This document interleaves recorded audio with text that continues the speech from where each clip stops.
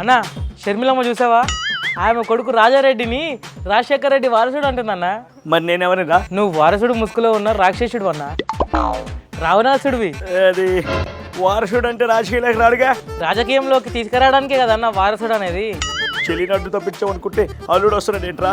ఇది మాత్రం జరగకూడదు. చెల్లెని రాజకీయం కోసం దూరం పెట్టావు, ఓకే. మరి ఆస్తి ఎందుకు ఇవ్వలేదన్న? ఇవ్వచ్చు కదా. అరే ఆస్తి ఇవ్వకపోవడం కూడా అధికారం కోసమేరా. ఆస్తి ఇస్తే ధనబలం పెరుగుతుంది, నాతో పోటీ పడుతుంది. అదే డబ్బు ఇకపోతే డేలా పడుతుంది. అదిరా ఈ అన్న కాన్సెప్ట్. నీ కాన్సెప్ట్ వల్ల నువ్వే అధికారంలో కనిపించకుండా పోయావన్నా. అయినా చెల్లెని నేర్పించి ఏం బాగుపడ్డావన్నా? 11కు పడిపోయావు. అమ్మ చెల్లినే తట్టుకోలేకపోతున్నా, అల్లుడు వస్తే నా పరిస్థితి ఏందిరా? ఇంకా అల్లుడు వస్తే నువ్వు డైరెక్ట్ ఏపీ నుండి లోటస్ పాండ్కి వెళ్ళుడే. నా అల్లుడు నా బావగారిలాగా ఫాస్టర్ అయ్యి స్టేజీల మీద స్పీచ్లు ఇస్తాడు అనుకుంటే మా చెల్లెంట్రా రాజకీయాలకు తీసుకొచ్చి నాకు స్కెచ్ చేసేలా ఉంది. బాబాయ్ కోసం ఒకసారి వాడా, అల్లుడు కోసం కూడా మళ్ళీ వాడాలా? చి రక్త సంబంధాలకి రక్తం చిందించాల్సి వస్తుంది. చి నా మొహం మీద పేడకలు ఉంటా. ఏంటి బ్రో అంత మాట? నవరత్నాలు తీసుకొచ్చిన ఈ నాయకుడిని చూస్తూ ఉంటే మీకేం అనాలనిపిస్తూ ఉంది? తల్లికి వందనం అందరికి ఇస్తానన్నాం, అక్కడెక్కడ కూడా ఇవ్వలేకపోయాం.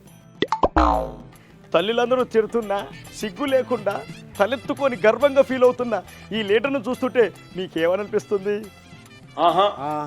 పోలవరం పూర్తి చేస్తానని చెప్పా, ఏది చేయకపోతే బాగోదని చెప్పి ఋషికొండ మీద ప్యాలెస్ కట్టి అలాగే ఆ కొండల మీద ఫ్యూచర్ సిటీ ప్లాన్ చేద్దాం అనుకున్నా.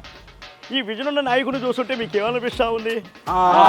ల్యాండ్ మీ దగ్గర ఉంటే అమ్ముకుంటారని మీరు నన్ను నమ్ముకున్న పాపానికి ల్యాండ్ టైటిలింగ్ యాక్ట్ తీసుకొచ్చి మీ దగ్గర ఉన్న ల్యాండ్ని నేను లాగేసుకునే ప్లాన్ చేశా. ఇలాంటి ప్లానింగ్ ఉన్న ప్యాలెస్ కింగ్ని చూస్తుంటే మీకు ఏమనిపిస్తా ఉంది? ఇసుక కంట్లో పడితే కళ్ళు మూసుకుంటాం, అలాంటిది మీ కళ్ళు మూసేసి వెనకాల ఇసుక అంతా దొబ్బేశా. ఇంత కూడా సిగ్గు లేకుండా మళ్ళీ మీ పక్కనే తిరుగుతూ మీ నాయకుని చూస్తుంటే మీకేమనిపిస్తూ ఉంది?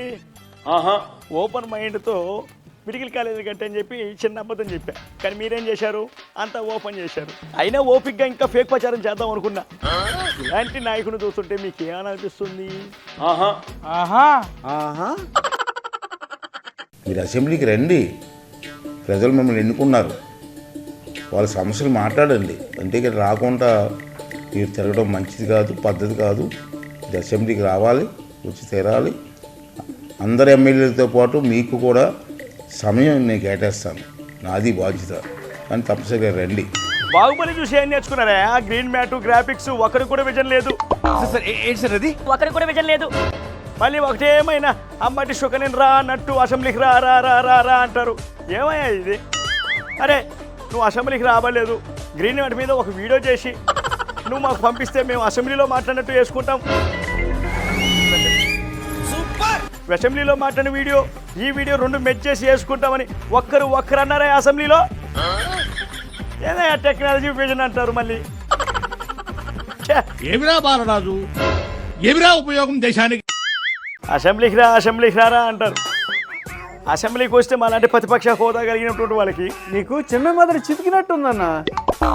అది ప్రతిపక్ష హోదానే రాలేదంటే నువ్వు ప్రతిపక్ష హోదా గురించి మాట్లాడుతూ ఏంటన్నా? ఇంత టైం ఇస్తారా మాట్లాడడానికి? ఇంత టైం ఉంటుందా? అసెంబ్లీలో టైం ఇవ్వు అంటున్నావు, టైంకే టార్చర్ చెప్తావు కదన్నా నువ్వు. వీడియోలో మాట్లాడుకున్న మాటలు ఎప్పుడన్నా విన్నావన్నా నువ్వు? విన్న వాళ్ళకైతే వీధిలో లాక్కొచ్చి కొట్టాలనిపిస్తుందన్నా. అసలు ఏమైనా అర్థం ఉందన్నా నువ్వు మాట్లాడేదంటూ? నాది ఒకటే కండిషను. అబ్బా వినండి అయ్యా, కమిషన్ తీసుకున్నాడే కండిషన్లు పెడుతున్నాడు. చెప్పన్నా ఏంటది? నేను మాట్లాడేటప్పుడు అసెంబ్లీలో అందరూ సైలెంట్గా ఉండాలా, మిగతా వాళ్ళు మాట్లాడేటప్పుడు సైలెంట్గా నేను వెళ్ళిపోతా. సైలెంట్గా వెళ్ళిపోతావా? ఇదంతా ఎందుకు? నెక్స్ట్ ఎలక్షన్ ఎమ్మెల్యేగా పోటీ చేయకుండా సైలెంట్గా ఉండిపోవచ్చుగా. నువ్వంత హార్ష్గా మాట్లాడుతుంది నేను ఫీల్ అవుతాను. నీ ఓటుని నీ వేటుకే వాడుతుంటే వింతగా, జుట్టు పట్టి రచ్చ కీర్చి నిలదీయవనేరుగా, ఉడుకెత్తిన లెత్తురే ఒక నిప్పుటేరులాగా కదలిరా. పనైపోద్ది రారా.